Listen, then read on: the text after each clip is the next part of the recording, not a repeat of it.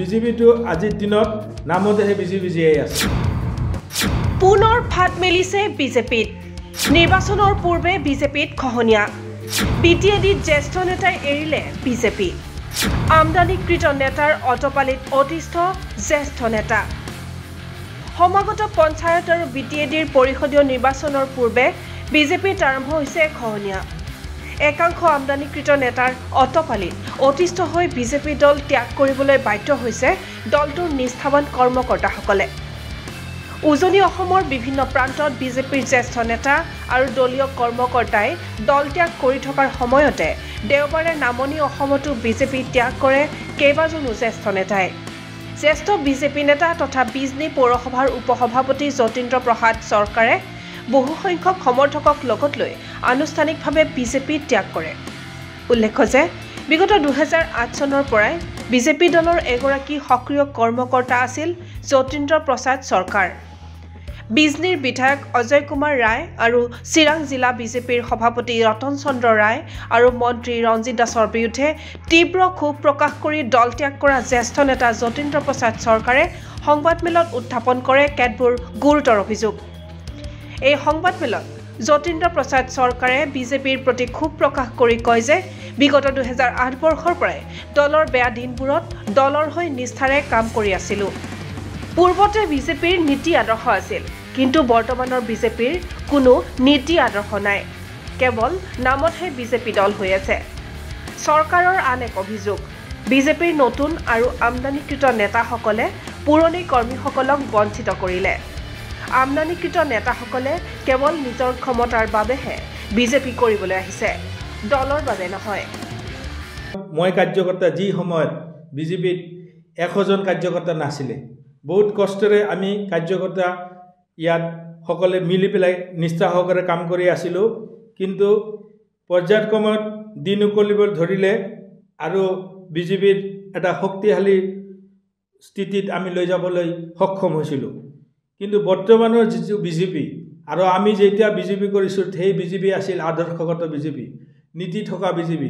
আজিৰ দিনত সেইবিলাক নীতি নিয়মেলা বা আদৰ্শ নথকা বিজেপি হৈ গ'ল। বিজেপিটো আজিৰ দিনত নামতেহে বিজেপি জীয়াই আছে আৰু বিজেপিৰ যিখিনি কাৰ্যকলাপ সেই কাৰ্যকলাপৰ প্ৰতি মই অসন্তুষ্ট হৈছোঁ। মোক এক কথাত ক'বলৈ গ'লে ইমান শ্ৰমদানেৰে মই কাম কৰি আহিলোঁ, কিন্তু বিজেপিয়ে মোক নিৰাশ কৰিলে, হতাগ্ৰস্ত কৰিলে। আৰু এক কথাত ক'বলৈ গ'লে মোক বিজেপিয়ে মানে অপমানিত কৰিছে, মোক একেবাৰে লজ্জাজনক কৰিছে। কেনেধৰণৰ সেই সময়ত মাননীয় ৰাজ্যিকৰ উপসভাপতি ৰঞ্জিত দাস ডাঙৰীয়া, বৰ্তমানৰ কেবিনেট মিনিষ্টাৰ, তেওঁৰ সহযোগত ইয়াত সাংগঠনিক স্থিতি মজবুত কৰাৰ কাৰণে তেওঁ আমাক বহুত সহায় কৰিছিলে সেই সময়ত। কিন্তু আজিৰ দিনত তেওঁ সভাপতি পালে, কেবিনেট মিনিষ্টাৰ হ'লে, এই পুৰণি যি কাৰ্যকৰ্তা সেই কাৰ্যকৰ্তাবিলাকৰ কোনো ধৰণৰ খা খবৰ লোৱা নাই।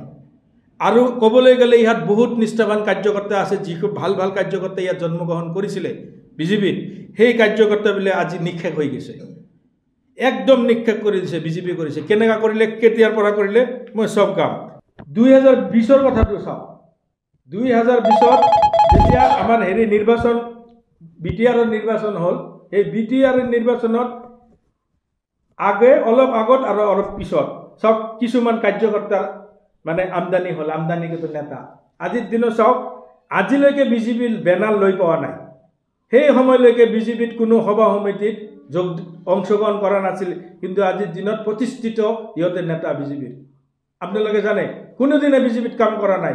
কাৰ আশীৰ্বাদত তেনেধৰণৰ? আমাক কিয় বিজেপিয়ে বঞ্চিত কৰিলে?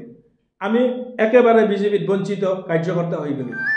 আজি 4 জন নেতাৰ যিটো বিজেপিত কৰ্ম কাৰখানা, আজি কোনো ধৰণৰ কাৰ্যকৰ্তাৰ সুখে দুখে ইহঁতে সহযোগ নকৰে, কোনো ধৰণৰ মানে সহযোগবিহীনভাৱে ইহঁতে বিজেপিখন চলাইছে একো নায়কত্ববাদ, মাত্ৰ ক'বলৈ গ'লে ক্ষমতাকেন্দ্ৰিকভাৱে নিজৰ ক্ষমতাৰ কাৰণেহে বিজেপি কৰিছে, কাৰ্যকৰ্তাৰ কাৰণে হয়, দলৰ কাৰণে নহয়। নতুন আমদানিকৃত নেতাবিলাকে আহি আমাৰ এই নিষ্ঠাৱান কাৰ্যকৰ্তা সকলোকে ইহঁতে আমাকে কৰিলে, বঞ্চিত কৰিলে। আৰু নিজে একচুৱেলি ক্ষমতা কাৰণেহে দলত আহিছে, ইহঁতে সংগঠন কৰাৰ কাৰণে নহয়।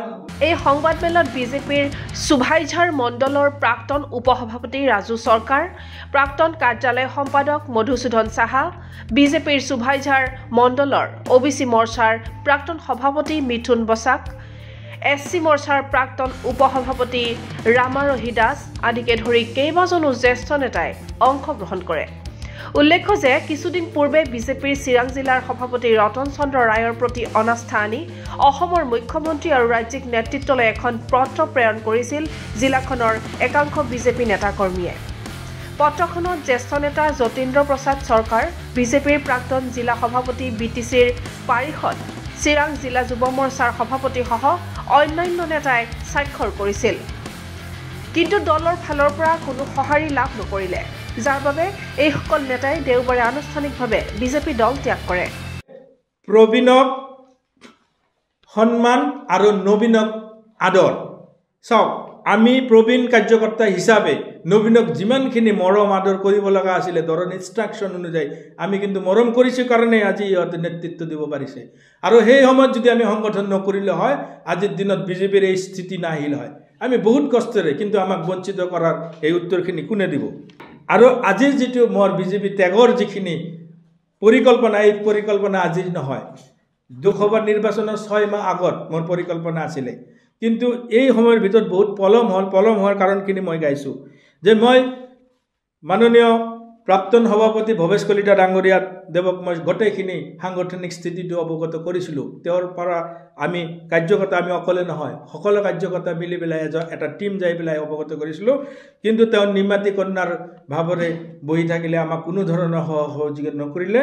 আৰু লগতে কি কৰিলে যে আমি যিখিনি দাবী দিলোঁ, দাবীখিনি আমাৰ কোনো চোৱাৰ চিন্তা নকৰিলে, আমাক গুৰুত্ব নিদিলে। আৰু মই যে অলপতে গালোঁ যে 6 মাহ আগত, মানে লোকসভা নিৰ্বাচনৰ 6 মাহ আগত মোৰ পৰিকল্পনা আছিল, কিন্তু মোৰ পলম হোৱাৰ কাৰণটো কি? মই তেতিয়া মানে মই ইয়াৰ পৰা যে বিজেপি ত্যাগ কৰিম তেতিয়া সিদ্ধান্তটো লৈছিলোঁ। বিজেপিৰ এই বেমেলজিলি কাম, কাৰ্যকৰ্তাৰ প্ৰতি অনাদৰ, অন্যায়, এইবিলাক মই মানে ভাল চকুৰে দেখিব পৰা নাই, অন্তৰৰ পৰা সহ্য কৰিব পৰা নাই।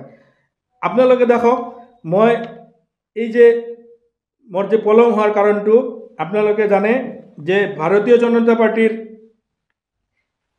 মানে যে ৰাষ্ট্ৰীয় স্বয়ংসেৱক সংঘৰ দ্বাৰা প্ৰচলিত, ৰাষ্ট্ৰীয় স্বয়ংসেৱক দ্বাৰা প্ৰচলিত এটা সংগঠন। মই মোৰ যিটো মনৰ বেদনা, মোৰ যিটো মনৰ গোটেইখিনি কথা মই তেওঁলোকৰ লগত অৱগত কৰাইছিলোঁ। তেতিয়া তেওঁলোকে কৈছে আপুনি ইমান খৰধৰ নকৰিব, কিবা কিবি যদি হৈছে তেনেহ'লে আমি সেইটো যত্ন ল'ম, আপুনি অলপ 6 মাহমান ৰখি দিয়ক।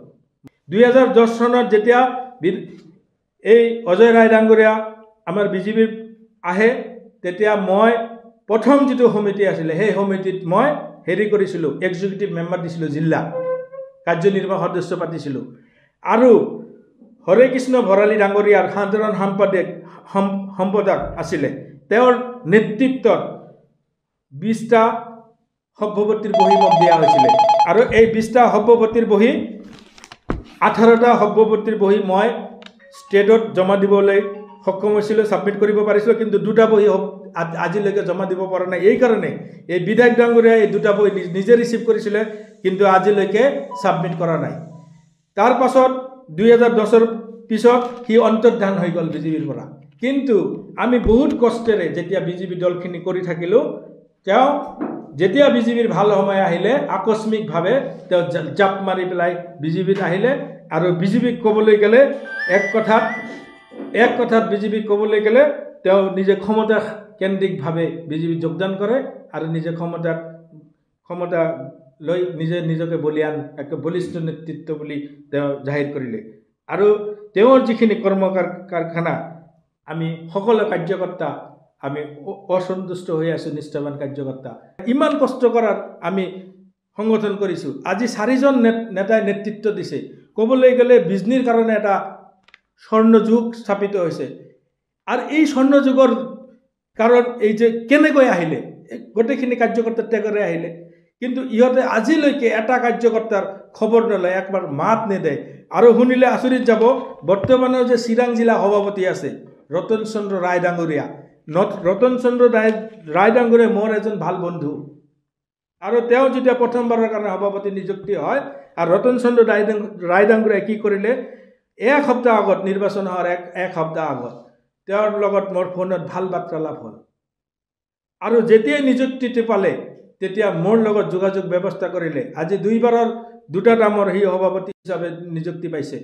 আজিলৈকে মোৰ লগত কোনো ধৰণৰ বাৰ্তালাপ হোৱা নাই বা ফোন যোগে এবাৰ খা খবৰ লোৱা নাই যে চৰকাৰ দা আপুনি কেনে আছে বা আপোনাক দেখা পোৱা নাযায়। মই 2024 লোকসভা নিৰ্বাচনৰ আগৰ পৰাই মই বিজেপি অফিচ ত্যাগ কৰিছোঁ। মই বিজেপিৰ লগত মানে অহা যোৱা মোৰ বন্ধ হৈছে। বিজেপিৰ এক্টিভিটিৰ লগত মই জড়িত হোৱা নাছিলোঁ।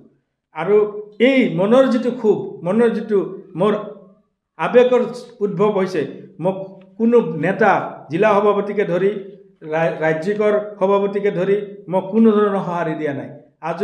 আজি সেই কষ্টেৰে, মনৰ দুখেৰে আমি আজিৰ এই বিজেপি ত্যাগ কাৰ্যসূচী মানে হাতত লোৱাৰ কাৰণে মই বাধ্য হ'লোঁ।